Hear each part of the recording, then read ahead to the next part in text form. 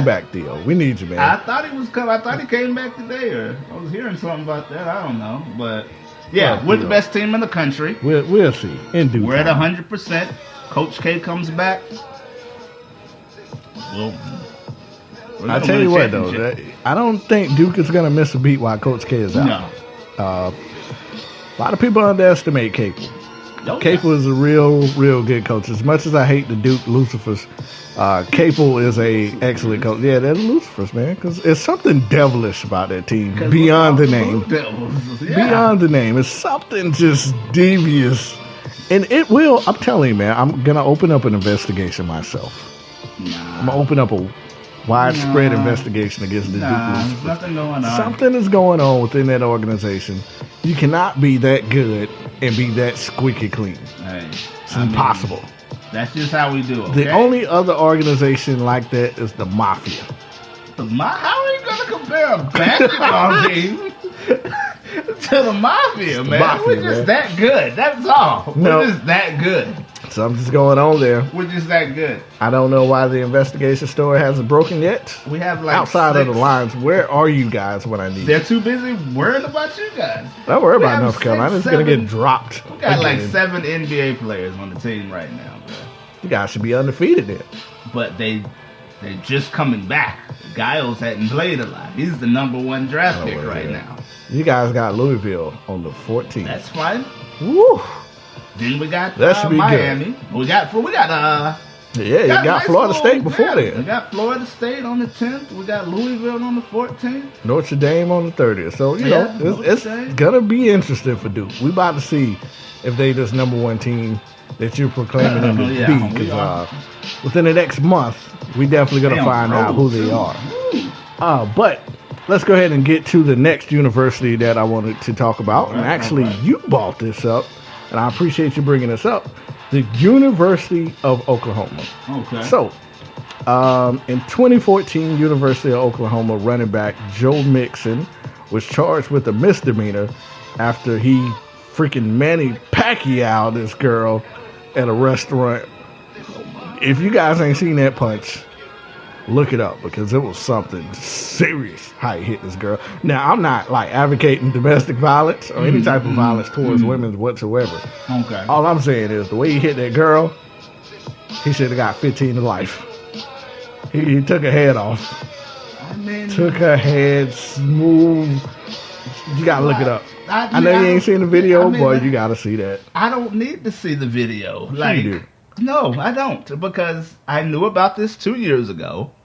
When someone says, "Yeah, he punched a girl in the face," I think we're all smart enough to visualize that in our head. They said he punched her and broke her jaw.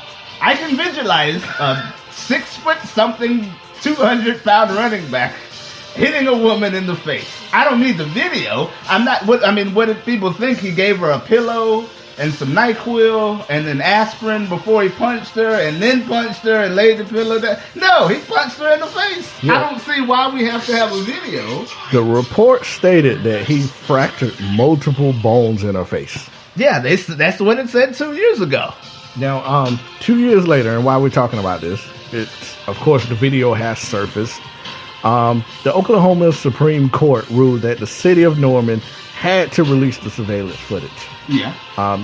The funny part, well, not funny, but the backstory to this is Oklahoma head coach Bob Stoops and the athletic director, as well as the school president, saw this footage and suspended Mixon for a year. I think they saw it 2 months after the incident, if I'm not mistaken, which is now, of course, being called into question. Now, why you say it's being called into question? Well, Oklahoma allowed Mixon to keep his scholarship. And what they did was they had him redshirt his freshman season. By doing so, it still allowed him to play and have 4 years of eligibility, to be 4-year eligible, despite the 1 year suspension. Now, Stoops, however, this is not his first go-around with letting a couple of players slide after some domestic violence situations. Back in 2014, there were actually 3 instances of players being brought back to the team despite violent acts against women. Frank Shannon was a starting linebacker who was suspended after a sexual assault claim. Dorian Green Beckham, who I'm sure a lot of you guys know, was accepted to the program after being kicked out of Missouri for pushing a woman down a staircase. And Dede Westbrook, who was a Heisman Trophy candidate, was signed after 2 alleged domestic violence incidents. Okay. Now that, I don't know if you can separate that from the Joe Mixon situation. I think you can. But that's 4 different situations. Okay. Where assault against women has occurred. Yeah. And all 4 players have been allowed to play for the University of Oklahoma. Ray Rice had a very situation. Gone for the season. Never came back into the league. I mean, what's going on here? When you're 30 years old and you're a running back, nobody's going to take a chance on you. That's just all. Ray Rice was on the wrong side of 30, downhill on his career. That's why he didn't get another chance. If this was 25-year-old Ray Rice, Dallas Cowboys signed Ray Rice. So, age is a factor in domestic violence? Yeah. For teams, I hate to say it, I'm not advocating it, but because you know what? Jerry You're absolutely right. Yeah, and I agree with you 110%. I think these teams, it's a lot easier to get rid of a player if you can say, well, he's had his best days ahead of him. Yeah. No need to take a chance on him. He's old and, outdated and had a couple of injuries, but this kid is young and right. And look at all his talent.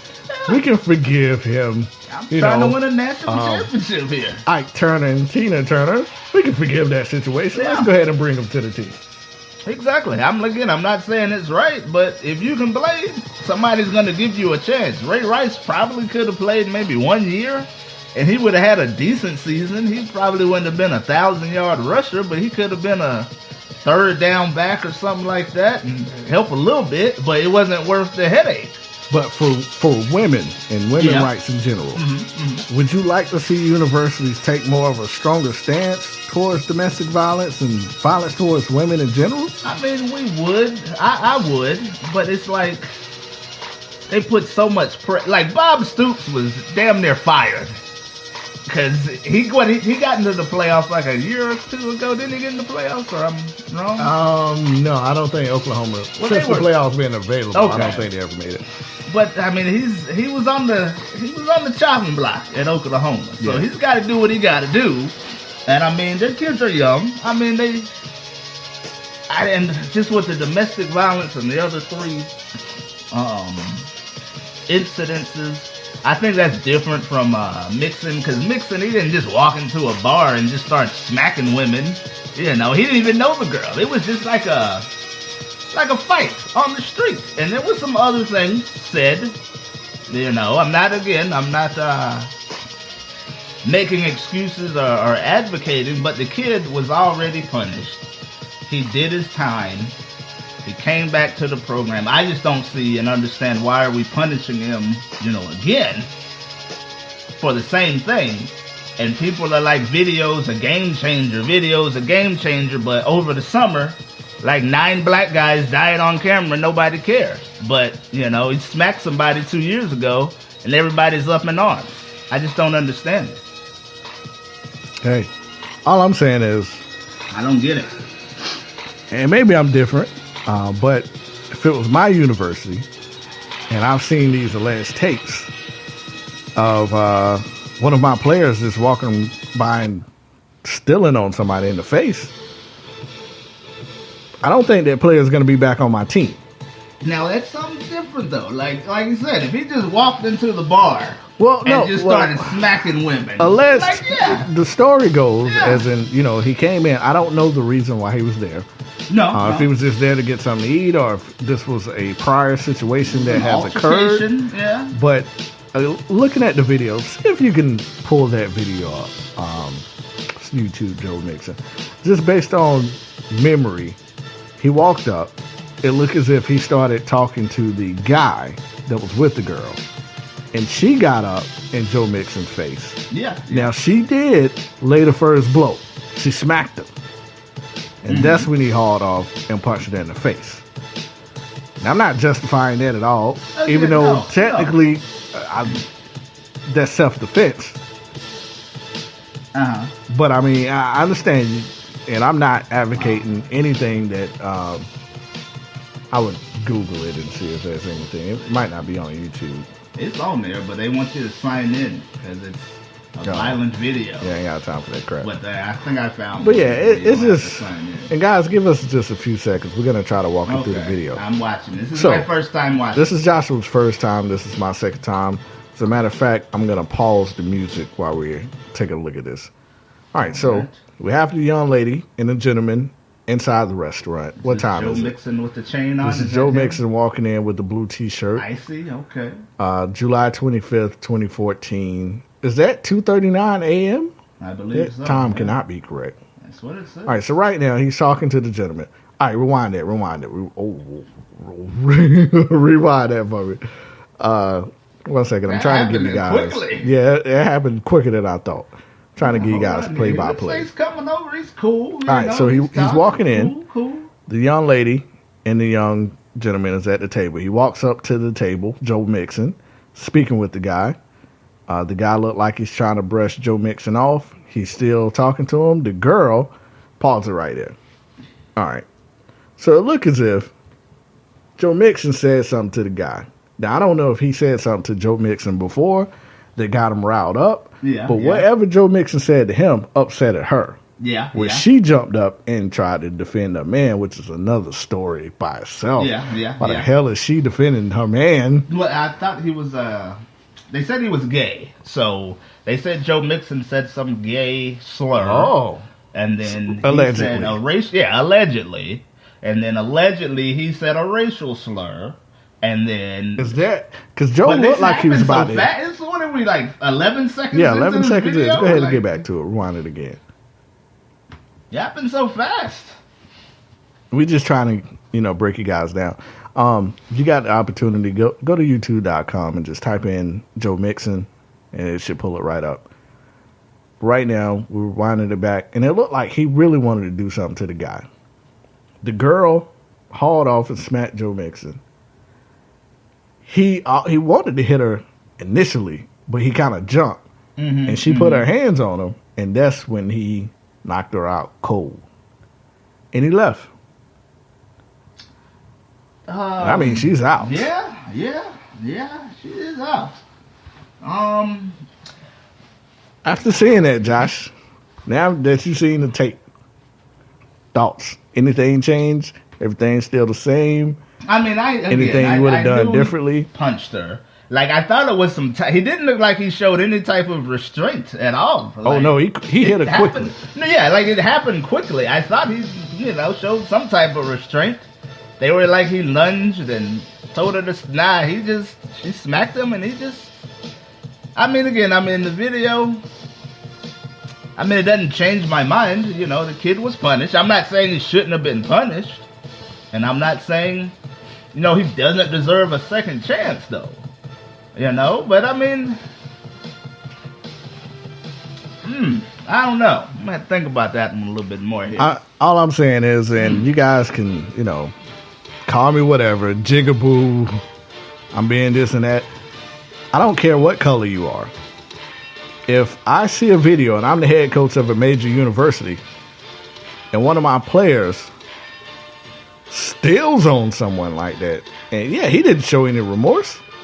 Well, he kind of did because he hesitated there. He hesitated before he hit her. Yeah. Then when she put his hands on him. Yeah. It was so fast though. Like I don't know why. It happened within seconds. I'm thinking it was like It happened within seconds. Yeah. Now I know he's young. Young people are gonna make mistakes and all this and that, man. But you got to know, like, putting your hands on a woman is going to come with severe consequences. And as the head coach, I will talk to him about that. I won't let him stray. I would maybe, try to keep his scholarship, but he couldn't play for me. And the reason why he couldn't play for me, just for future situations, I might have other players to see this and might think, hey, it's cool. He got to, continue to play football. So they might go out and do that to some other female. And it could be a completely different story. That this time the female might not even touch the male. He just